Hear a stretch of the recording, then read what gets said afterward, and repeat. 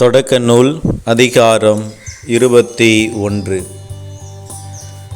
ஆண்டவர் தாம் கூறியிருந்தபடி சாராவை கண்ணோக்கினார். ஆண்டவர் தம் வாக்குறுதிக்கேற்ப சாராவுக்கு செய்தருளினார். கடவுள் வாக்களித்தபடி குறிப்பிட்ட அதே காலத்தில் சாரா கருத்தாங்கி ஆபிரகாமுக்கு அவரது முதிர்ந்த வயதில் ஒரு மகனை பெற்றெடுத்தார்.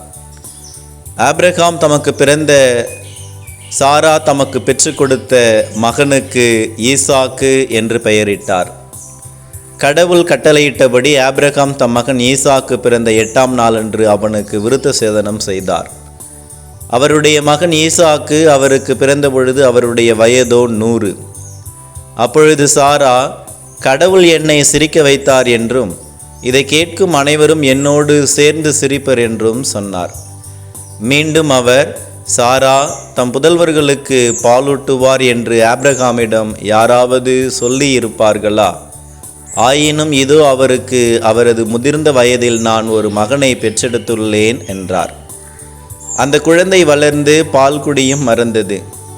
அப்படி பால் குடிப்பதை நிறுத்திய நாளன்று ஆபிரகாம் பெரியதொரு விருந்து அளித்தார். பின்னர் எகிப்தியலான ஆகார் ஆபிரகாமுக்கு பெற்றெடுத்த மகன் சிரித்து விளையாடுவதை சாரா கண்டு ஆபிரகாமை நோக்கி, இந்த பணிப்பெண்ணையும் அவள் மகனையும் துரத்திவிடும். ஏனென்றால் பணிப்பெண்ணின் மகன் என் மகன் ஈசாக்குடன் பங்காளியாய் இருக்கக்கூடாது என்றார். தம் மகனுக்கு எதிரான இவ்வார்த்தை ஆபிரகாமுக்கு மிகுந்த வேதனை அளித்தது. அப்போது கடவுள் ஆபிரகாமை நோக்கி, பையனையும் பணிப்பெண்ணையும் குறித்து வேதனைப்படாதே. சாரா உனக்கு சொல்வதையெல்லாம் அப்படியே செய். ஏனெனில் ஈசாக்கின் மூலமே உன் வழிமரபு விளங்கும். பணிப்பெண்ணின் மகனும் உன் வித்தாய் இருப்பதால் அவனிடமிருந்தும் இனம் ஒன்று தோன்றச் செய்வேன் என்றார். எனவே ஆபிரகாம் காலையில் எழுந்து அப்பத்தையும் தோற்பை நிறைய தண்ணீரையும் எடுத்து ஆகாரிடம் கொடுத்தார்.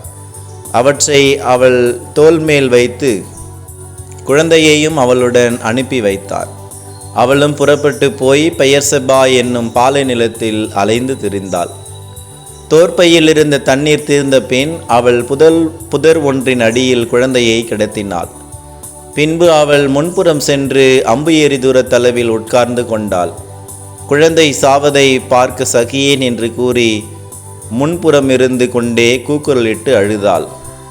அப்போது கடவுள் பையனின் அழுகுரலை கேட்டார். ஆண்டவரின் தூதர் வானத்து நின்று ஆகாரை கூப்பிட்டு, ஆகார், உனக்கு நிகழ்ந்தது என்ன? அஞ்சாதே, ஏனெனில் கிடத்தி இருக்கிற இடத்தினின்று பையனின் அழுகுரலை கடவுள் கேட்டருளினார். நீ எழுந்து பையனை தூக்கிவிடு, அவனை உன் கையில் பிடித்துக்கொள், ஏனெனில் அவனிடமிருந்து பெரிய இனம் ஒன்று தோன்றச் செய்வேன் என்றார்.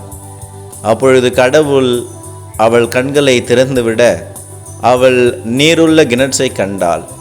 அவள் அங்கு சென்று தோற்பையை நீரால் நிரப்பி பையனுக்கு குடிக்க கொடுத்தாள். கடவுளும் பையனோடு இருந்தார். அவன் வளர்ந்து பாலை நிலத்தில் குடியிருந்தான். அம்பு எய்வதில் வல்லவனானான். அவன் பாரான் என்னும் பாலை நிலத்தில் வாழ்ந்து வருகையில் அவன் தாய் எகிப்து நாட்டை சார்ந்த ஒரு பெண்ணை அவனுக்கு மணமுடித்து வைத்தாள். அக்காலத்தில் அபிமெலேக்கு தன் படைத்தலைவன் பிக்கோலோடு வந்து ஆபிரகாமை நோக்கி, நீர் செய்கிற யாவற்றிலும் கடவுள் உம்முடனே இருக்கிறார். ஆகையால் எனக்கும் என் புதல்வருக்கும் என் இனத்தாருக்கும் நீர் வஞ்சனை செய்யாமல் உமக்கு நான் இரக்கம் காட்டியது போல எனக்கும் நீர் பிழைப்புக்காக வந்த இந்த நாட்டிற்கும் நீர் இரக்கம் காட்டுவதாக கடவுள் பெயரால் ஆணையிட்டு எனக்கு வாக்களியும் என்றான். அதற்கு ஆபிரகாம் அவ்விதமே ஆணையிட்டு வாக்களிக்கிறேன் என்று கூறினார். பிறகு அபிமெலேக்கின் ஊழியர்கள் கைப்பற்றியிருந்த நீருள்ள கிணறு ஒன்றை பற்றி அவனிடம் ஆபிரகாம் முறையிட்டார்.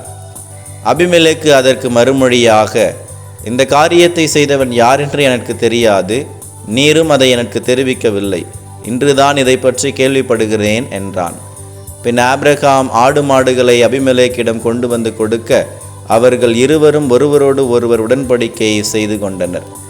அப்பொழுது ஆபிரகாம் மந்தையினின்று 7 பெண் ஆட்டுக்குட்டியை பிரித்தெடுத்து தனியாக நிறுத்தினார். அபிமெலேக்கு ஆபிரகாமை நோக்கி, நீர் இவ்வேழு பெண் ஆட்டுக்குட்டிகளை தனியாக நிறுத்தி வைத்திருப்பதன் காரணம் என்ன என்று கேட்டான். அவர், இந்த கிணற்றை தோண்டியது நான் தான் என்பதற்கு சான்றாக நீர் இந்த பெண் ஆட்டுக்குட்டிகள் ஏழையும் என்னிடமிருந்து பெற்றுக்கொள்ளும் என்றார். அதன் காரணமாக அந்த இடம் பெயர்செபா என்று அழைக்கப்பட்டது. ஏனென்றால் அங்குதான் இருவரும் ஆணையிட்டு வாக்களித்து கொண்டனர். இவ்வாறு பெயர்செபாவில் உடன்படிக்கை செய்து கொண்டார்கள். இதன்பின் அபிமெலேக்கும் அவன் படைத்தலைவன் பிக்கோலும் பெலிஸ்தியர் நாட்டிற்கு திரும்பிச் சென்றனர். அபிரகாமோ பெயர்செபாவில் ஏசல் மரத்தை நட்டு அங்கு என்றும் வாழும் இறைவனாகிய ஆண்டவரின் திருப்பெயரை தொழுதார். அவர் பெலிஸ்தியர் நாட்டில் நெடுங்காலம் குடியிருந்தார்.